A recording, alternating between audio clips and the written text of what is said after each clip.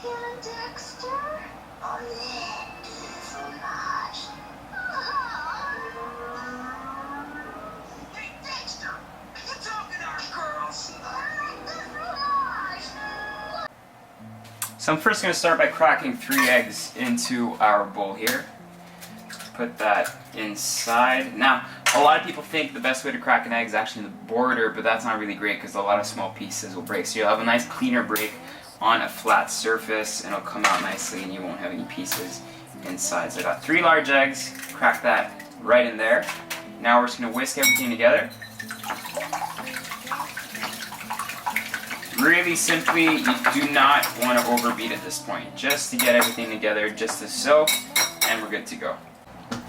Now I have about 1 tablespoon of course, this is French cheese, this is Tome de Savoie. You can use different kinds of cheese, but this is really the one I like. I'm just going to use a microplane just to grate the cheese inside of the eggs.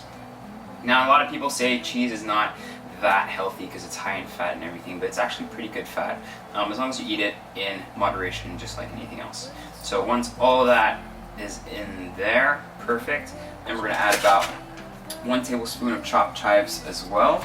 The most important things when you're making omelets, whether you're putting different types of flavor inside, usually when it's cheese and chives, I like to put it in when I'm actually just beating the eggs. However, for things like mushrooms and ham and stuff like that, I like to add those things either once I cook them separately and then add them while the omelet's actually cooking on the pan.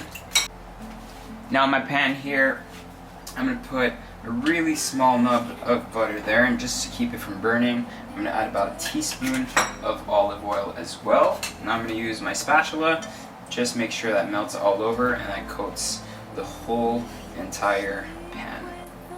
Once my pan starts bubbling, just like this, I'm going to add our eggs.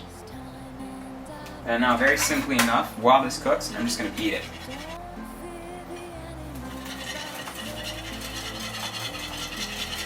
Now why am I doing this? I'm doing this because I don't want the bottom of the eggs to cook before the top of the eggs. I want a nice coherent omelet that's nice and not patchy all over, not overcooked on one side or everything. I want something to be just cooked all throughout properly and perfectly. So at this point, this is actually when I'm going to season with some salt and pepper. So I'm just going to take a nice pinch of salt, put that in there as well. And then we're going to add also a pinch of black pepper that goes right in there as well. So you'll see the more you beat, the more it starts to become a bit milky and a bit hot. So this is when it's important. You're just going to keep beating it. You want something consistent. Once you can start seeing the bottom of the pan, just like this, you'll see how like some of the gray will start coming through. Then you'll know you're done mixing at this point here. So you want to let that coat now the bottom. I'm going to reduce the heat all the way down to about about 1/2 of the heat's capabilities of the stove, and then I'm just going to let that cook gently on top.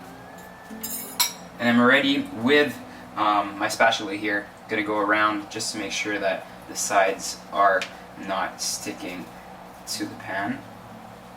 And we're just going to gently let that top cook a little bit more. Okay, now the top is slightly set, just as so.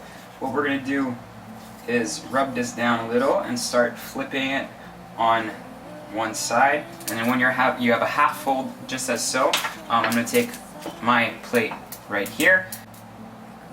And then what we're going to do is we're going to take this, flip it like that, and just slowly roll it onto its side. And then completely take it off, just like that. And it should come out just perfectly as so.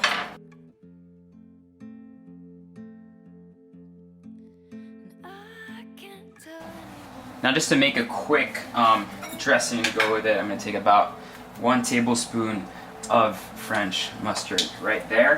Very simply enough, I'm going to add 2 teaspoons of extra virgin olive oil, about 1 teaspoon of lemon juice, and then for some sweetener, I'm just going to add in about, with my fork, about 1/2 teaspoon of any jam. I'm using fig jam here, and we're just going to give that a good mix with the fork. Then in the sauce, very simply, we're gonna add in something very French, which is endive, which I grew up with. It was really great. We're just gonna all toss that together until every piece is properly coated. You can add a bit more lemon juice and a bit more extra virgin olive oil to it. Give it a nice toss. And there you have our Omelette Du Fromage, the proper and great and simplest way to do it. Enjoy! So there you have it. That is my contribution to France and the World Cup. You know, I grew up with basically people making fun of my French accent in French and saying Omelette Du Fromage, and that was the only thing people learned in French school, in French class. And so I thought it was a quirky way to actually do an Omelette Du Fromage, a real French cheese omelette that's actually very common in France as a lunch staple, properly portioned, nice endive salad, a little bit of jambon parisien, which is Parisian jambon. You can also serve this with different things, different fillings, but definitely that technique, that French omelette technique, is one that I love to do. It's nice and fluffy, it's perfect, and I can't wait to eat it. And as a lunch option, it's absolutely great because it's nice and light and delicious. I just want to remind everyone to please subscribe to the YouTube channel. There's much more content coming up on the site, so please let me know what you want to see. Simple how-tos, recipes, things you want me to do with a cup or a microwave. Let me know, I'll do it. See you guys.